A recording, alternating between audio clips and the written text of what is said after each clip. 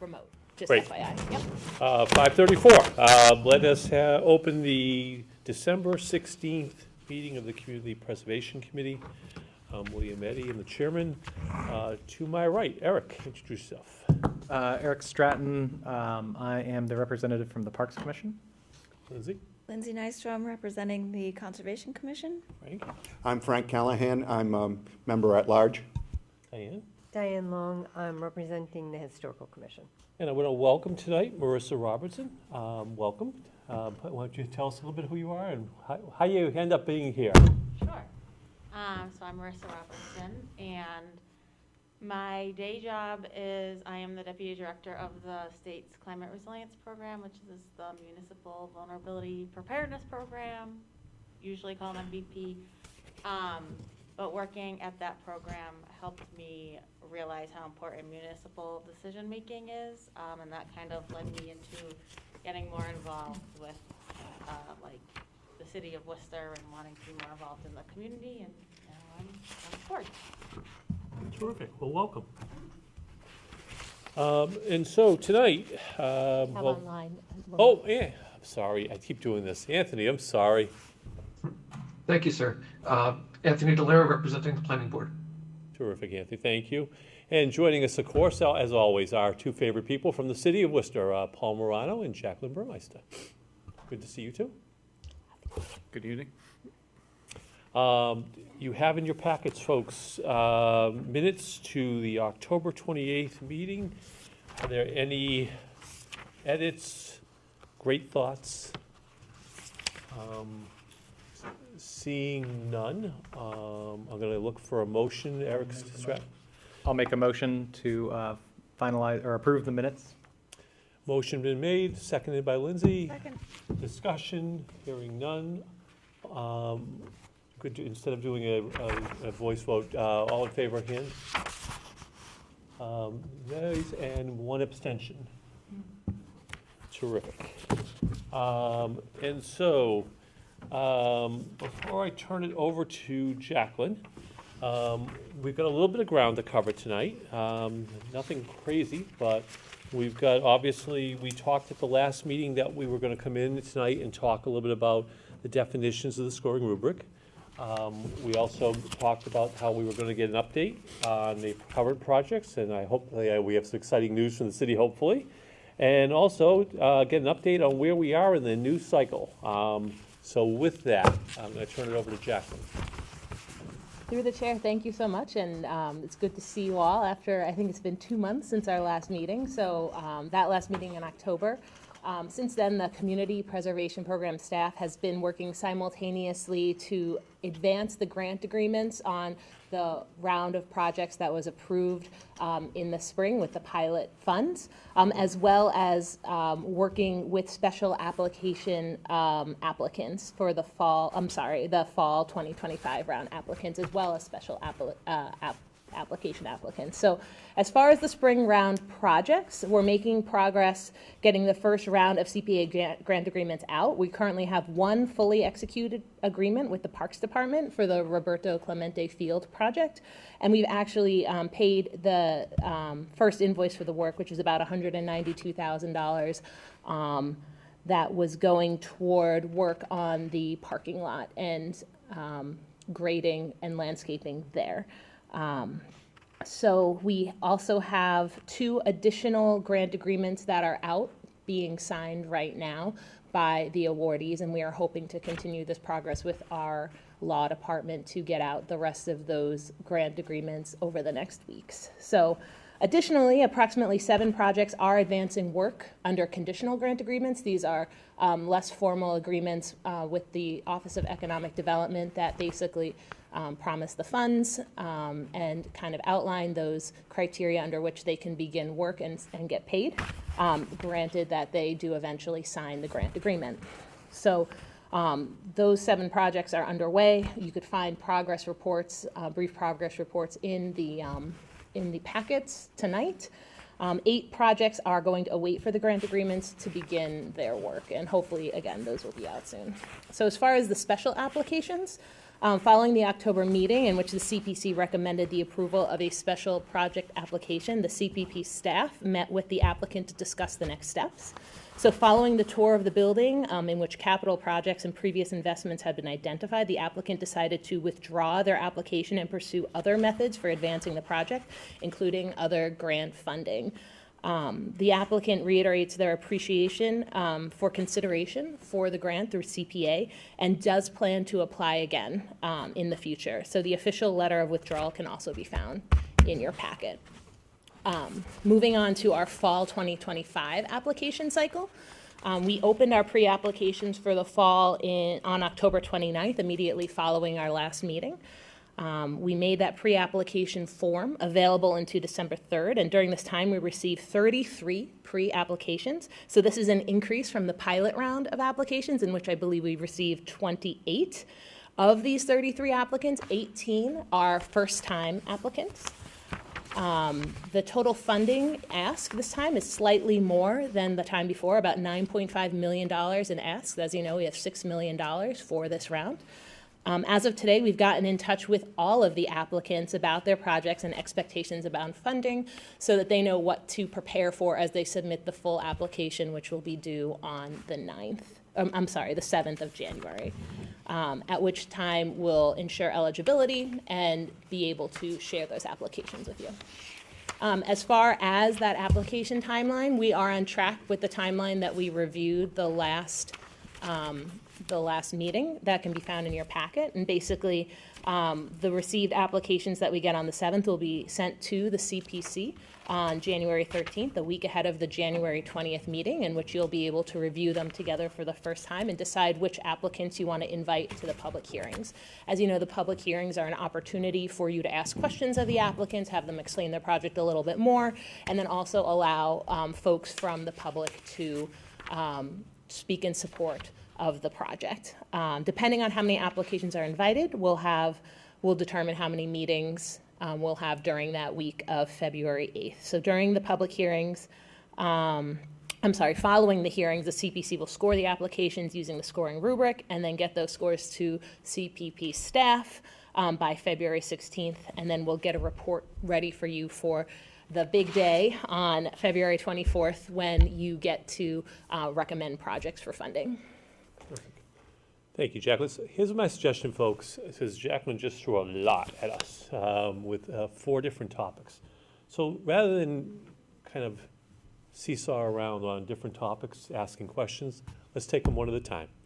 So my suggestion is we do the special application withdrawal first, do the definitions second, the current projects third, and then the new cycle fourth. And then that way we can be asking Jacqueline questions and Paul questions as we go through each one and stay on one topic. Does that work for everybody?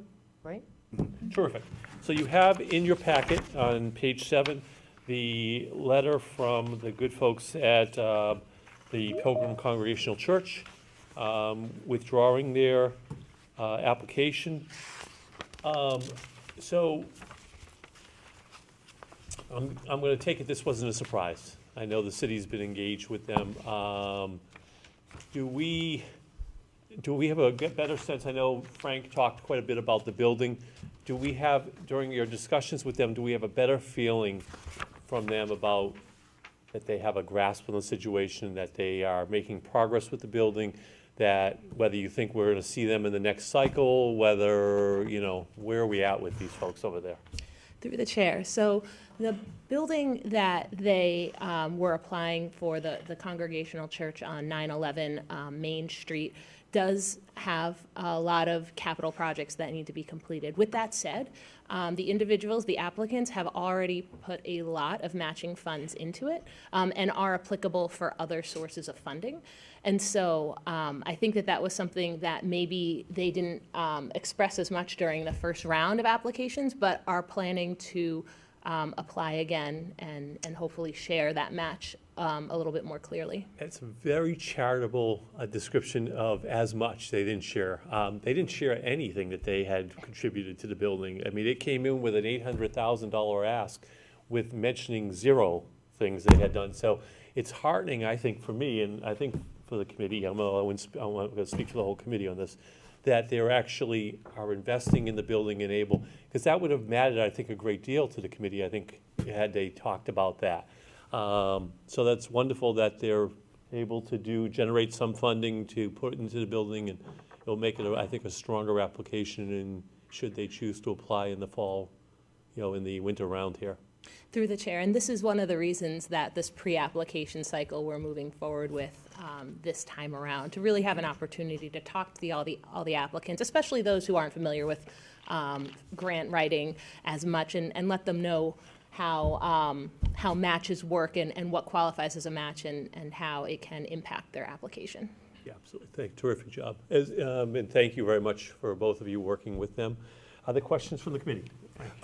So thank you very much for the administration to put together, working with them, and then helping them to go in the right direction.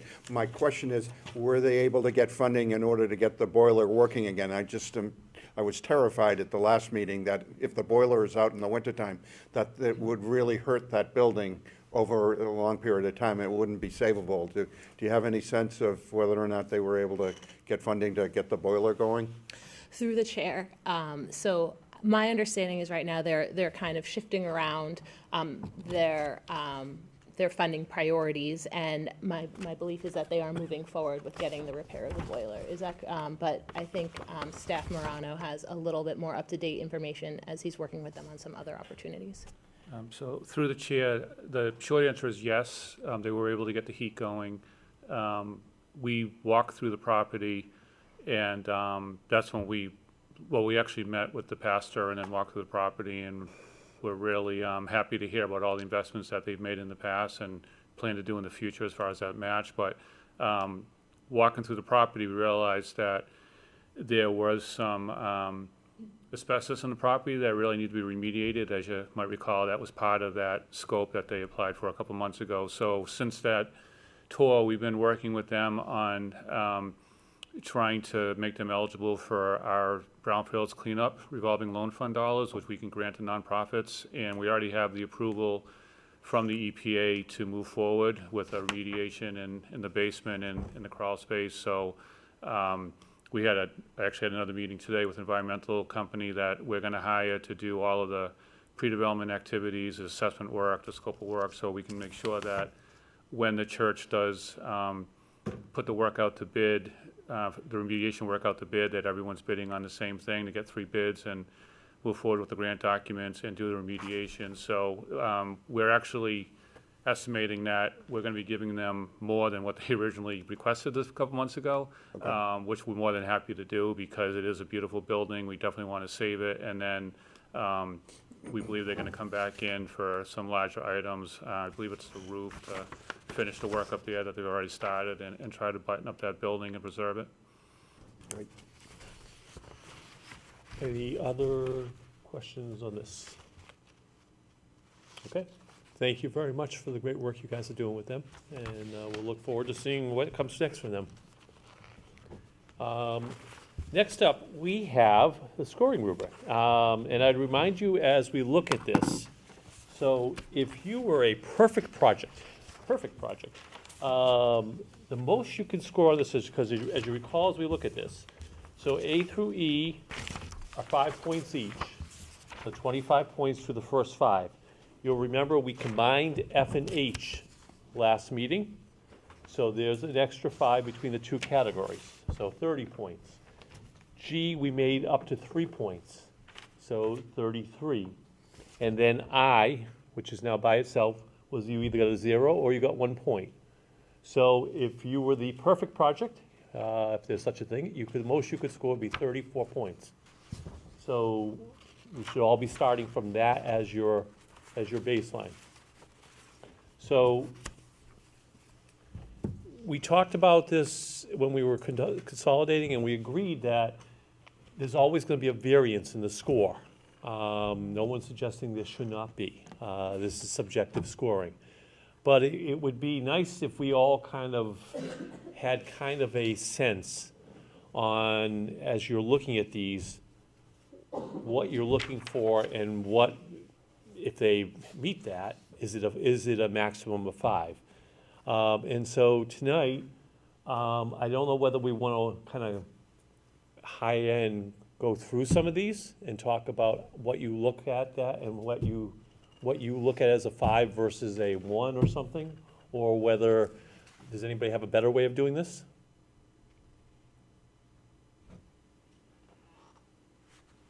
Any other suggestion you might have, Jacqueline?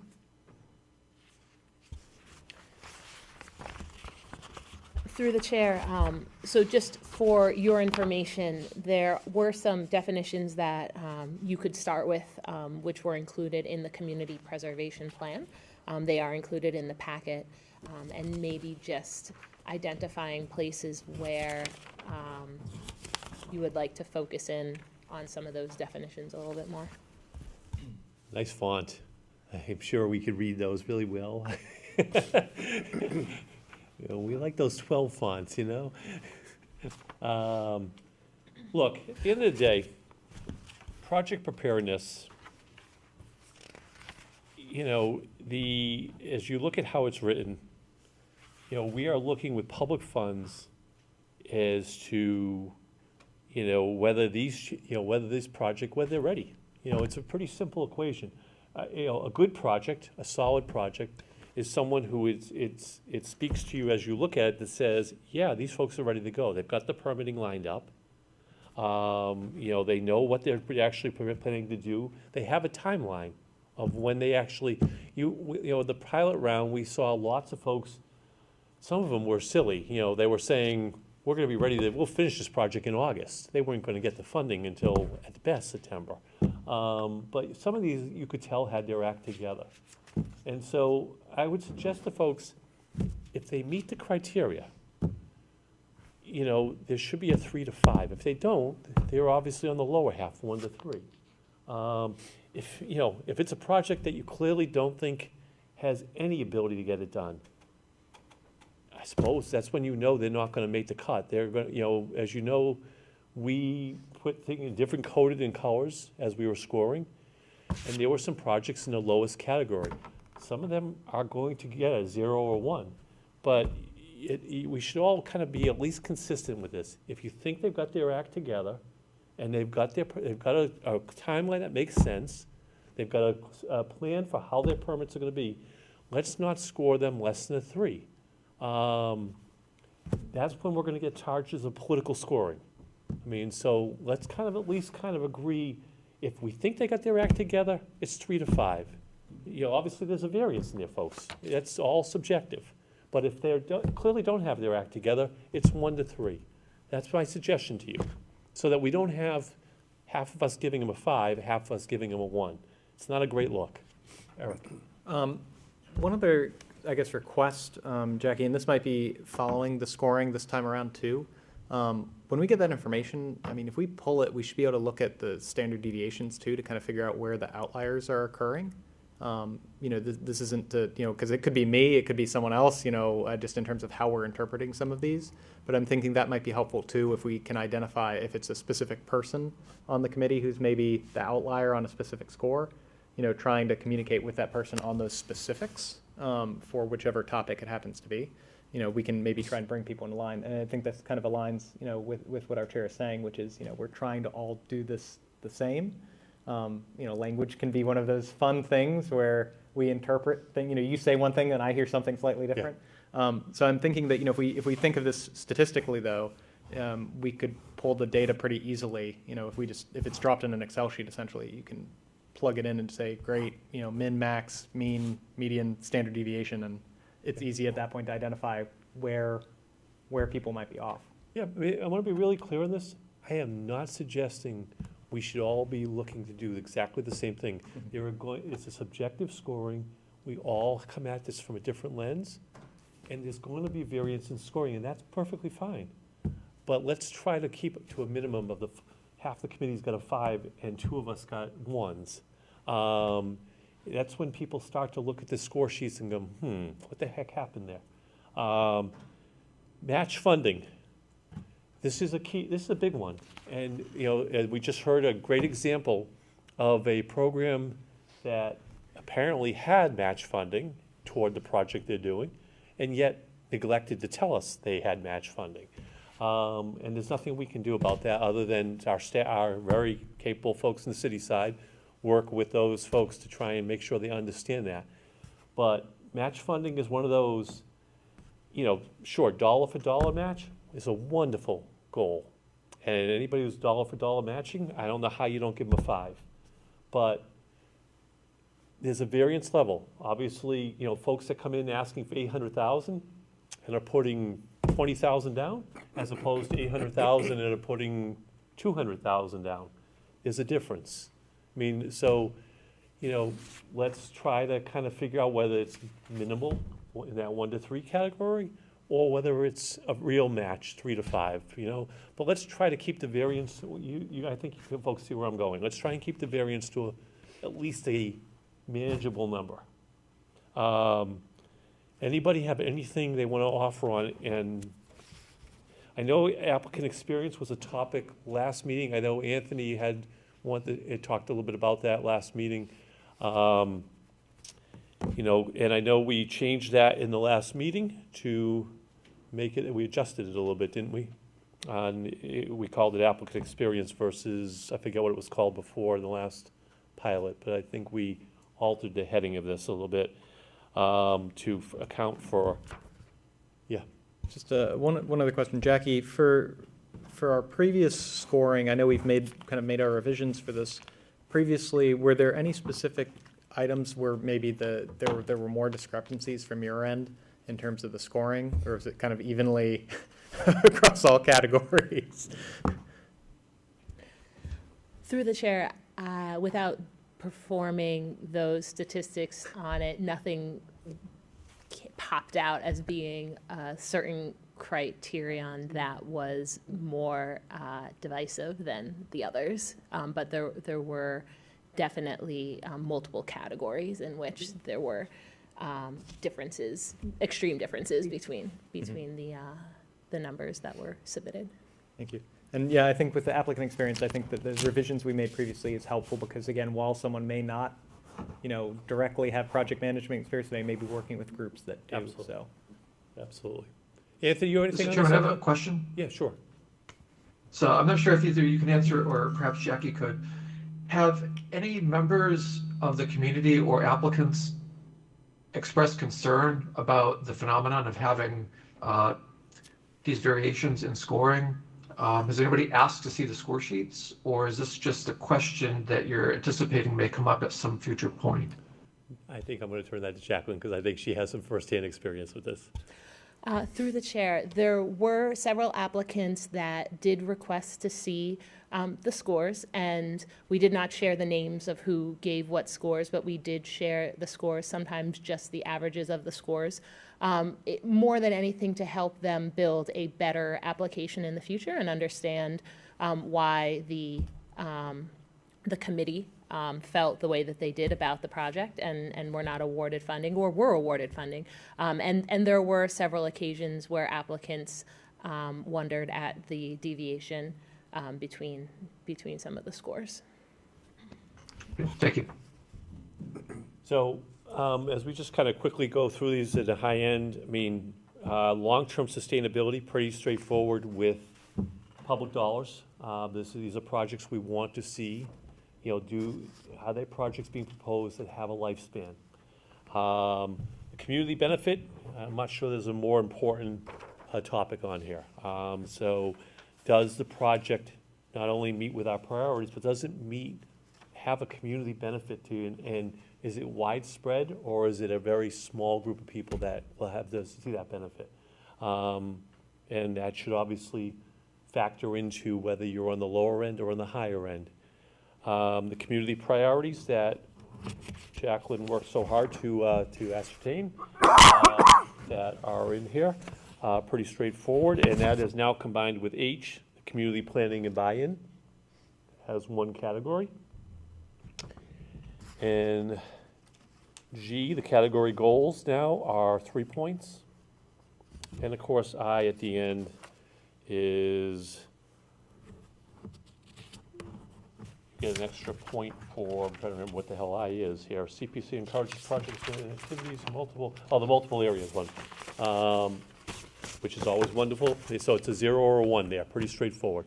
There, we can have a variance, 0 or 1. So, look, I don't think we need to spend a lot of time on these. These are goals that we have worked on before. The only, I think the message we're trying, hopefully to send is, let's figure out whether we're on the low end or the high end, but let's try to keep it to that kind of variance here. Let's try to avoid the 5s and the 1s as much as possible. And look, some of them may not be possible, and, we'll deal with it as we come. I mean, look, at the end of the day, you've got to score them as you see fit. That's why you're on this committee. And folks can be unhappy with the scoring, but it is what it is. But I think we do our best to avoid the variance, and we'll take it from there. Any questions, thoughts before we put this topic to bed? Jacqueline, if I'm missing anything, Paul? Through the chair, I guess just to follow up on my last comment, that I do think these scores can be a really great tool for helping applicants with their applications in the future. And so that's one of the reasons, too, that it's great to have the scores reflect what they showed in each of these categories to create an opportunity for those applicants that maybe didn't get funding this time to be able to improve their project for the next time and be able to focus in on that. And for the most part, I think that people understood what kind of happened as far as the limited funding and just some of the categories that perhaps they weren't as strong in. So I don't want it to make it seem as if there was a huge uproar about this either. Absolutely. It goes with the territory. Public bid, public funding, and public bid, it goes with territory. So there's always going to be some scrutiny whenever you're giving, public funds out. So, okay, the current project updates.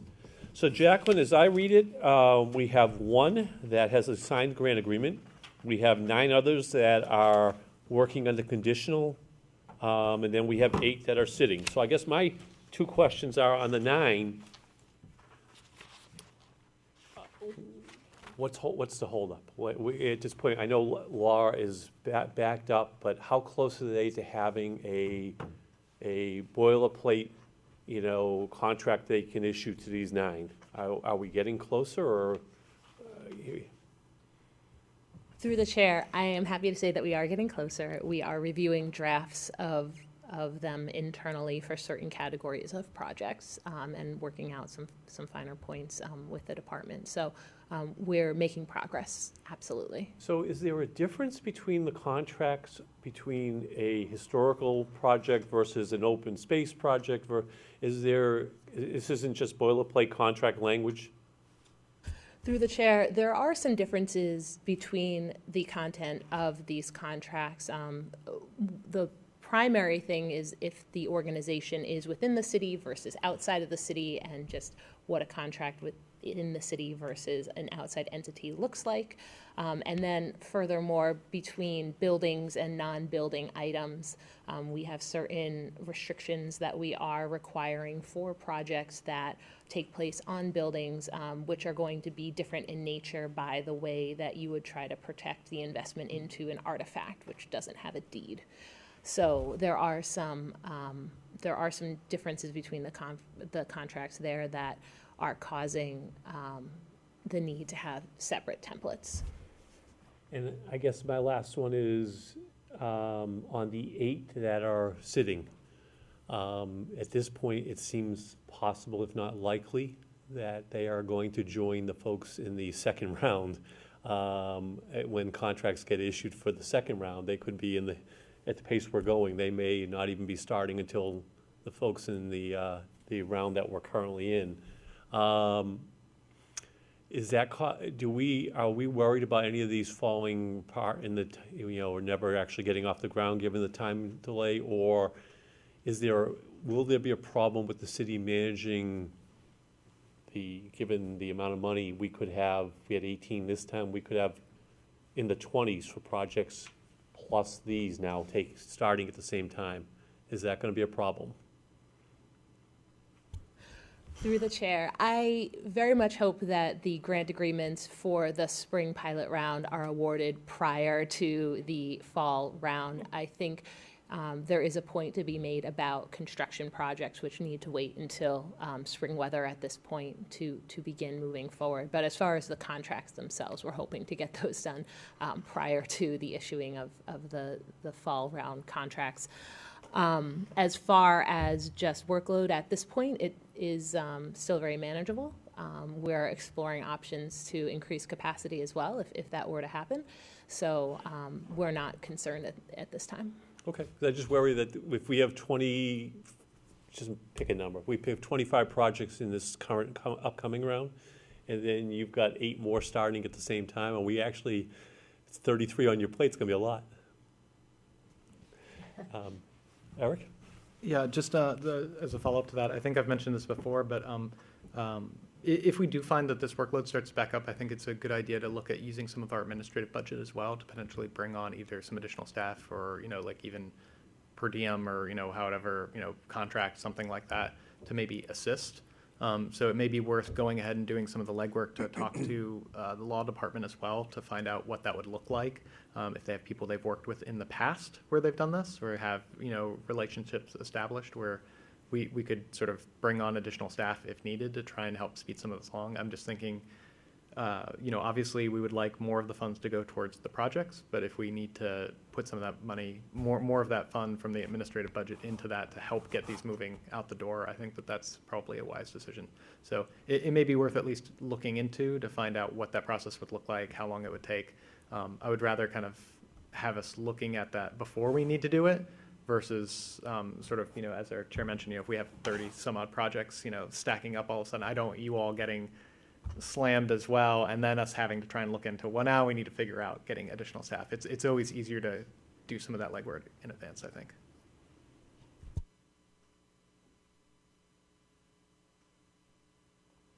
Terrific, great suggestion. Thank you.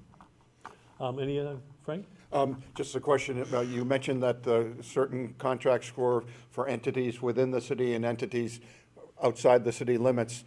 As I recall, all of the groups that came before us were nonprofits that are based right in, their headquarters are here in the city. The only ones I can think of is maybe some of the ones that were awarded by the Affordable Housing Trust Fund. The companies are outside of the city, but they're working on projects in the city. Is that a correct characterization, or is there actually anything like that? Through the chair, off the top of my head, it does appear that the majority of the projects that have been funded in the spring round were headquartered inside of the city. Yeah. There may be a case in the fall round where the work again is being performed inside the city as is required. Well, not always required, but as going to be most of the projects, but also that the organization is located outside of the city, but the benefit needs to be The one inside that the I city. was thinking of, and I'm sure it hasn't happened, and it may happen though, is like the New England Botanic Garden is headquartered in Boylston, but they might do a project here in the city.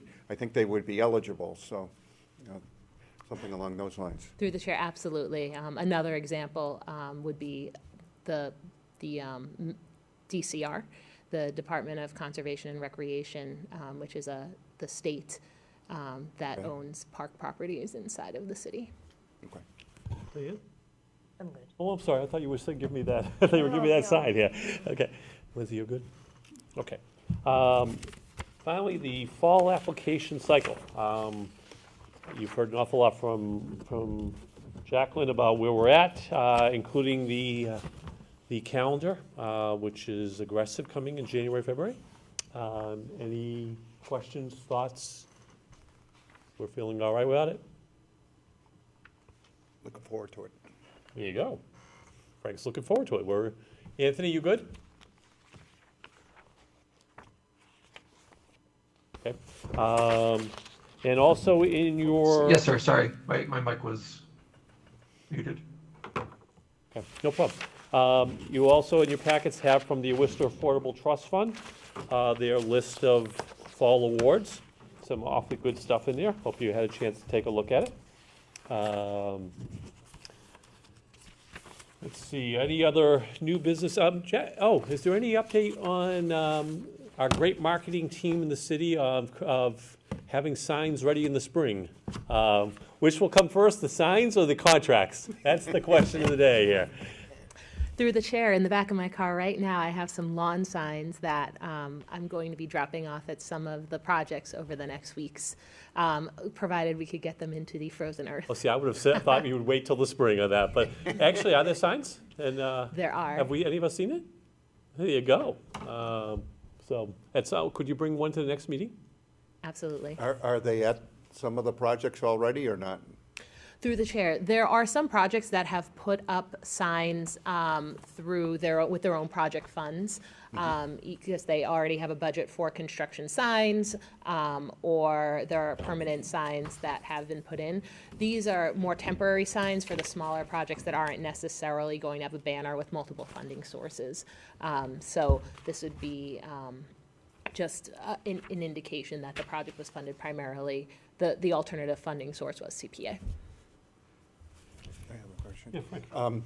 So for instance, I happened to take a tour of Mechanics Hall over the summer, and as you come into the front entrance, on the wall on the left and I think on the right, they have the list of their funders for all their projects, and I'm assuming that the CPA will be listed amongst them. And that probably would be the case with the Art Museum too, when they complete their project. They've completed their project. I don't know if I saw a wall that had the names on it or anything. Through the chair, yes. As we talk about some of the grant expectations, when the grants are awarded, we talk about the different ways that, specific to each project, that they can advertise the CPA funding. Obviously, different projects, they just come in all different shapes and sizes, and some forms of recognition make more sense for one or the other. The signs that were printed this week are more for during construction. So they're not permanent signs. They're more for as the construction is happening, for those projects that don't have larger banners already. Okay. Any other new business? Eric? So I just wanted to note, so looking through just the updates, I did note that Museum of Worcester has started on their project, but we haven't had the exact progress communicated. I just wanted to note, I believe they have a new director. They do. And so that, just it may be worth reaching out to them as well, just to, sort of touch base. I imagine they've been busy with that transition. Okay, so when next we gather, a couple of things will have happened by then. On the 7th of January, applications will have closed. And on the 13th, you're going to get some fun stuff. Lots of applications and for us to begin reviewing. And on the 20th, we will come together to then go forward to begin heading toward the public hearing process. So, am I missing anything? So as we kind of close the calendar year, I want to thank each of you for all the great work this year, getting to a pilot round and starting now a round 2. Want to welcome you, Marissa, joining us, and wish each of you a wonderful holiday season. And I'll look forward to seeing everyone after the new year. On Diane's motion to adjourn. Second is. Yes.